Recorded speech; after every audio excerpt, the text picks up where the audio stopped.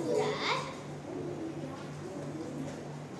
15. Kenapa saya sangat suka buku ini? Sebab ceritanya menarik dan buku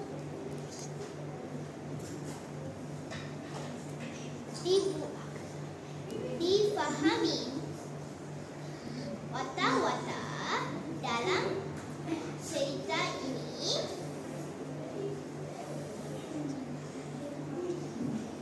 comel.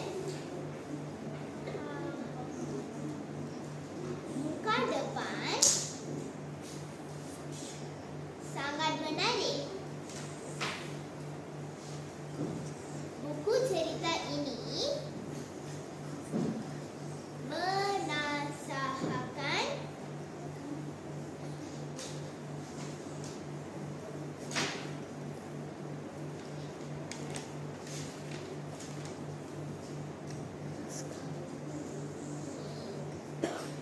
tentang sebuah buku ini seorang baik